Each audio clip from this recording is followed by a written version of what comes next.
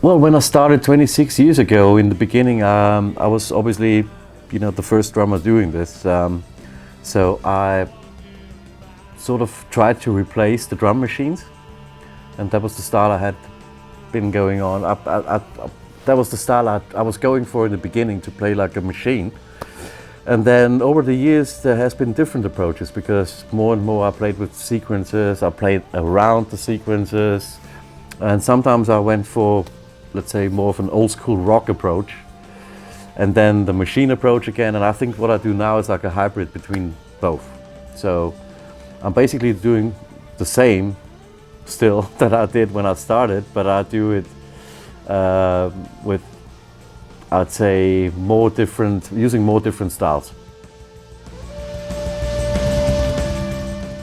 To be honest, switch is not the right word, because first of all, I mean, to make this clear, I started drumming when I was 4 years old back in Austria, and I was playing Paiste cymbals back then, right?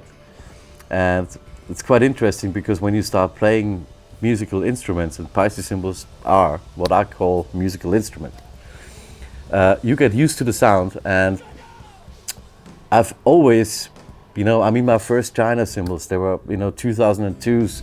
I used sound edge heads when I was, I don't know, a teenager, playing in my first band. And to be honest, I really wanted to go back to having the same thing. So I obviously tried a few things, and it was really surprising that in, like how long now?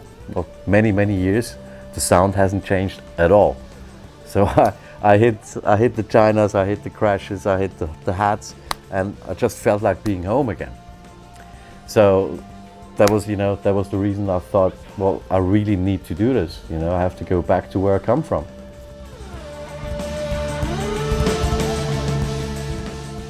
Different setups in the studio, depending on what kind of kit I play and what it's going to be for. I mean, for example, when I use less mics to record the kit, I mainly use giant beat cymbals, because it's perfect the way they fit in with the overall drum sound. Obviously, I use a lot of effect cymbals when I do other stuff, but then my main setup would be traditional 602s all the way, which I love. I mean, as you can see, I still mainly use like the traditional older models, and because that's what I love and that's what I'm used to. That's exactly what a classic cymbal should sound like, in my opinion.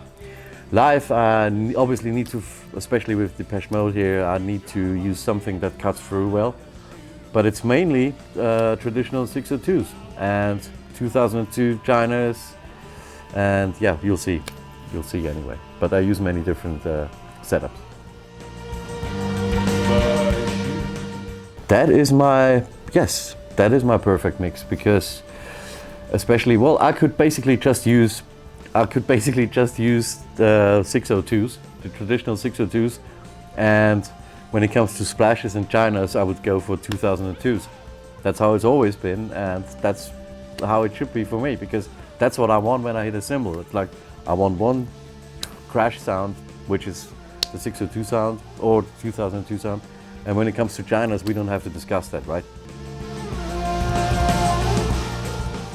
No, it's not. It's related to playing bigger sizes, related to the way I play, because I play a bit louder, I would say. So, and I don't want to overpower the cymbals. And when you use bigger sizes, that doesn't mean they're louder. It means you get more sustain. You get a better overall sound when you just listen to ambient mics. It just works better with what you do on the kit. That's the reason why. And I like the response more.